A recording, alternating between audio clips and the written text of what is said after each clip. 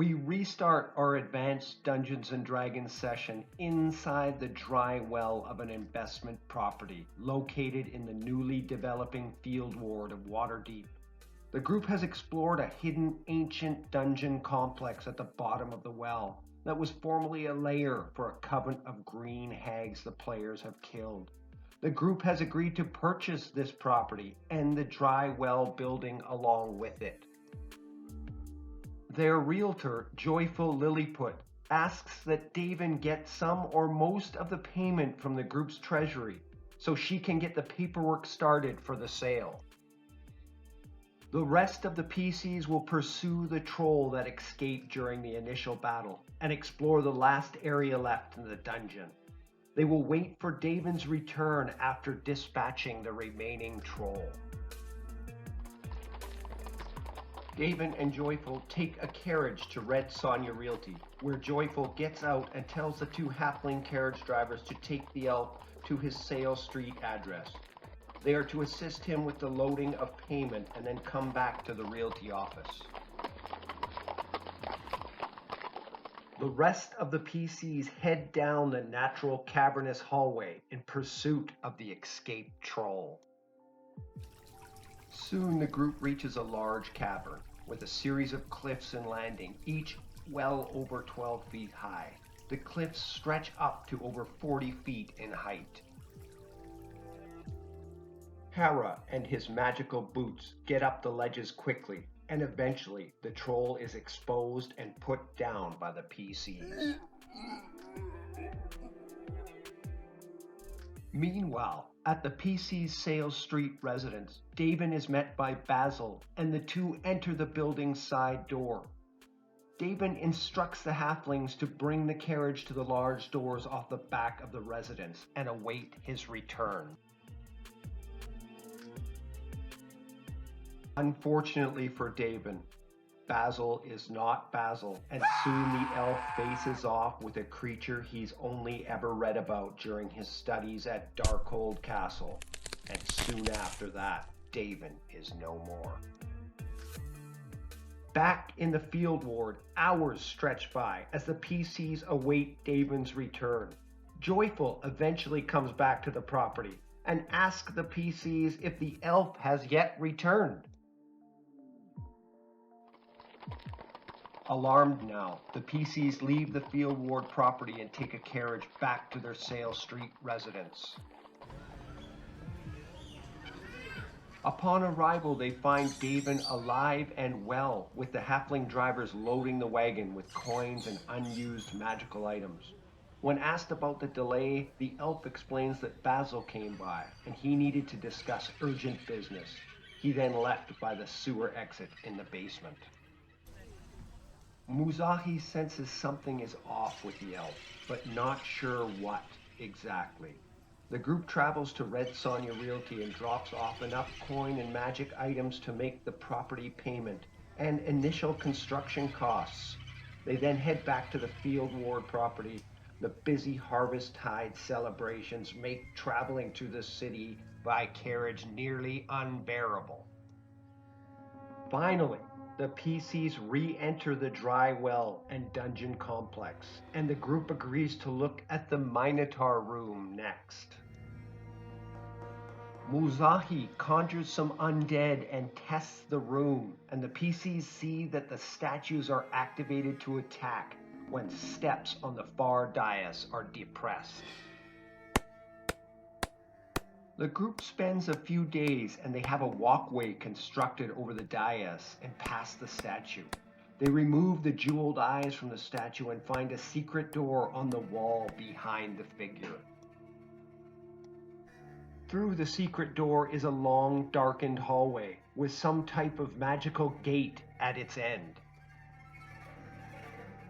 Again, Muzahi senses something different about Daven. The elf makes his way towards the gate, telling the group that Sirik has spoken to me. Come, come! And then suddenly, he leaps through the gate. As the rest of the party reluctantly follows Daven through the unknown gate, they find themselves in a back alley of sorts, inside a very strange-looking cavernous city. Almost immediately, they are approached by a group of bugbears camping in the alley. The leader of the group says to them in common, "Look who's come to be our dinner."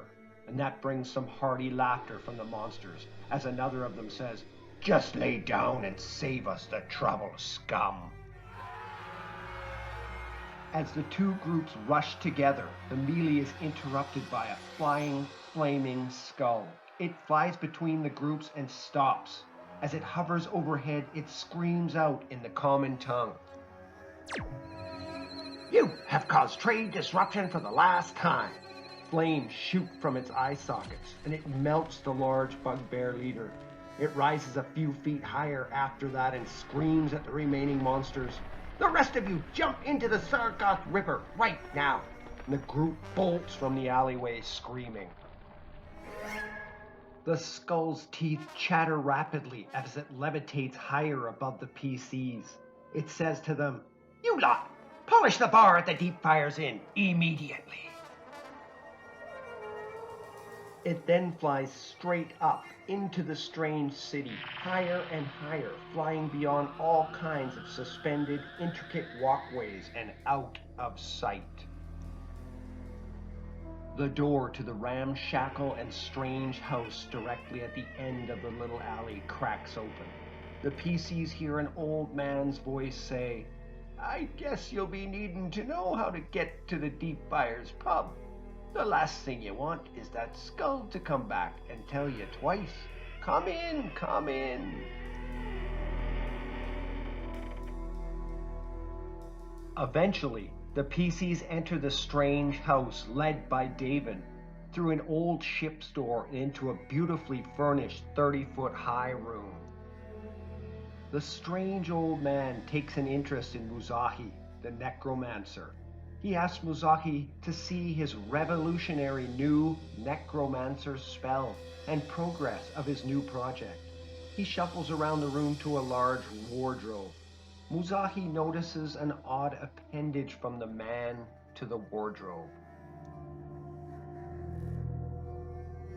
As the old man opens the door to the wardrobe, a large obelix reaches out and attacks Muzahi. The other PCs move and Reinhardt severs the appendage attached to the old man and he falls to the floor. David pulls out a wand.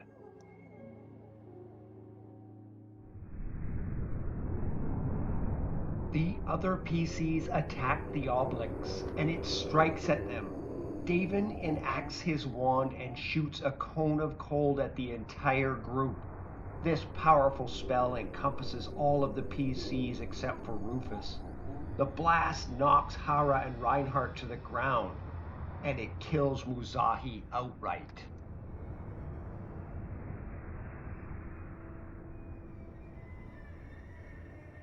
A mind flayer and two drow drop through a secret door in the roof towards the PCs.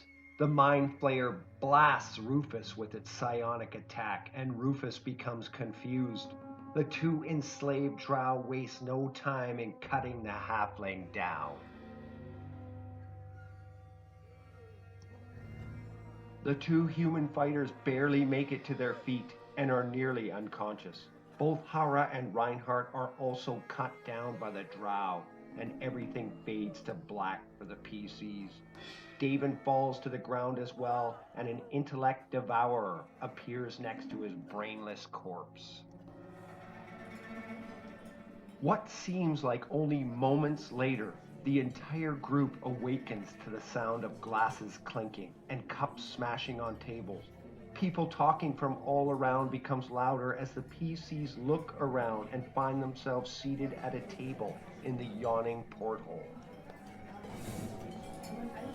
Duran, the owner of the yawning porthole, places some drinks on the table and says to the group, "A few too many last night, lads. How was your nap? Here's one on the house."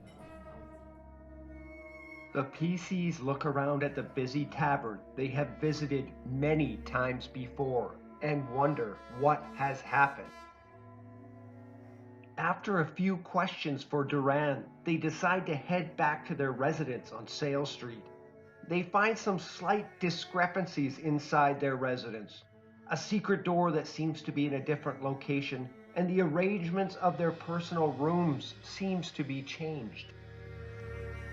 They catch a coach and head to the field ward and the investment property. They find this is a bit odd as well, not quite the same. They try and descend the dry well but run into a thick fog at the bottom. They find it impossible to see through and abandon the well. We play out several weeks of game time, and the group finds everything they remember about the city slightly different. When they try and leave the city by road, they find a massive orc army camped outside the gate. It seems leaving by the road is impossible. They then head to the dock ward and try to hire a ship to leave the city. They are informed by several sailors on the dock that a Sahuagin uprising has begun and no ships will leave the dock. One day, the PCs decide to walk out the gates into the orc army and are killed savagely and painfully by the horde of monsters, only to find themselves waking up at the yawning porthole again. The group comes to believe that they are in some type of Waterdeep simulation, and not even death is a way out. Several months go by with the group dying again, and then again waking up at the yawning porthole, until one day the sounds of shattering glass pull them from the Alterdeep. The PCs find themselves on the floor of a mad laboratory, surrounded by some type of pods that have been shattered open by several Githyanki. The Gith move to the group, intending on slaying the PCs. One of the Githyanki calls a halt. He speaks in common, saying, "I know these inferior creatures, these peoples who helped me retrieve one of the eggs from the bowels of Skullport." Indeed, it is the PC's Githyanki acquaintance Tother Ka from Pasha Rabta's pool party in Skullport so many months ago. He says to the PCs, "If you can move, move now and follow us out, or die here and now." The group moves as instructed. Although they all feel unusually weak, they follow the Gith through hallways and into a natural cavernous passage, and then back into a fine-cut stone corridor. Eventually, they come to a large set of crystal doors. "Hurry," says Tother Ka as he unlocks the doors to a large room with a huge crystal golem standing guard inside. Inside the room there is some type of stone archway with glowing red crystals inside forming a barrier. A strange rod is put into a crystal pedestal near the archway, and the red crystals disappear from sight, leaving the archway open to another room. Several Gith move through the archway. "Move now," yells Tother Ka to the PCs, and they rush through the open gate. The PCs stumble into a 30-foot-high domed room with several large hallways converging on it. The floor seems to be littered with large red scales. It's the last thing the unarmed PCs remember, as they are beaten into unconsciousness by several Githyanki using clubs.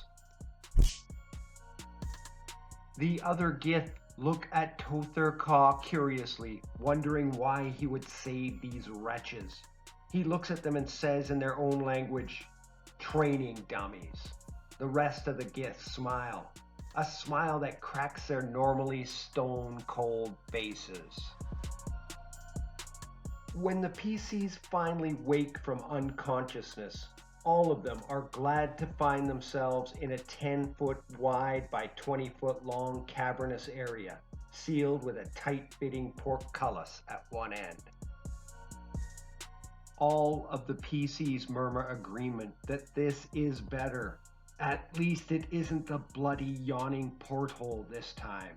Several of them remark this at the same time. Although it hurts to laugh, the group starts to chuckle, which continues until it becomes full-blown laughter from every person. Laughter that echoes off the cavern walls of a very strange place. Until next time.